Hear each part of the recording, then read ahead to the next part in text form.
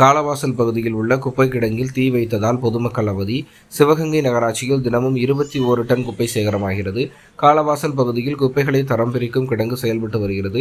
குப்பை கிடங்கின் அருகில் மேல்நிலை நீர்த்தேக்க தொட்டி, நகராட்சி பள்ளி மற்றும் ரேசன், மண்ணெண்ணெய் பலவும் செயல்பட்டு வருகிறது. குப்பை கிடங்கு சாலையை ஒட்டி செயல்படுவதால் அடிக்கடி சமூக விரோதிகள் தீ வைத்து செல்வதாகவும், இன்று சமூக விரோதிகள் தீ வைத்ததால் அப்பகுதியில் புகைமூட்டம் ஏற்பட்டுள்ளது.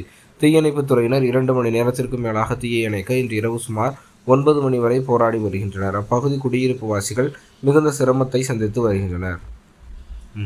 சிவகங்கை 8வது வார்டுக்கு உட்பட்ட எம்சிசி சென்டர் இதுல வெளியே குப்பையை தரம் பிரித்து அடுக்கி வச்சிடறாங்க. அதை உடனே அப்புறப்படுத்துறது இல்லை.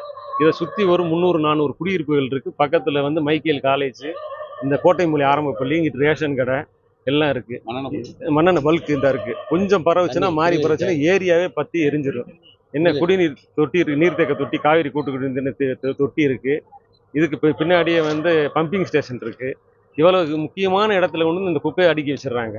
இதோட ஒரு 20-25 சில சமூக விரோதிகள் பற்ற வச்சுட்டு போயிடுறாங்க. போலீஸும் சரியான இங்கே நடவடிக்கை இல்லை. இன்னும் இதை அப்புறப்படுத்தணும். இல்லைன்னா நாங்கள்லாம் சேர்ந்து மறியல் பண்ணுற மாதிரி தான் இருக்கும். இது நகர்மன்றத்திலையும் சொல்லியாச்சு. எல்லா கம்ப்ளைண்ட் கலெக்டர் வரைக்கும் பெட்டிஷன் கொடுத்தாச்சு. அடுத்து நாங்கள் உயர்நீதிமன்றத்தில் வழக்கு தொடர்ந்தாதான் அடுத்த ஸ்டெப்புக்கு நாங்கள் போகணும். இதனால எவ்வளவு பாதிப்பு இந்த புகை, இந்த குழந்தைகள்லாம் புகை வீச்சம் தாங்க முடியாது. நிறைய குடிசை வீடுகள்லாம் இருக்குது. கொஞ்சம் ஸ்லம் ஏரியா தான். ஏரியாவும் மக்கள் பூரா சின்ன சின்ன பிள்ளைங்க நிறைய. ரொம்ப வேதனையா இருக்கு. இதோட 20-25 ஒரு டைம் 2 டைம் இல்லை. ஒன்று போலீஸு இந்த சைடு ரவுண்ட்ஸ் வரணும், இல்லை இவங்க இதை அப்புறப்படுத்தணும். சரி. என் பேர் ராபர்ட், நான் இந்த வார்டு கவுன்சிலர்.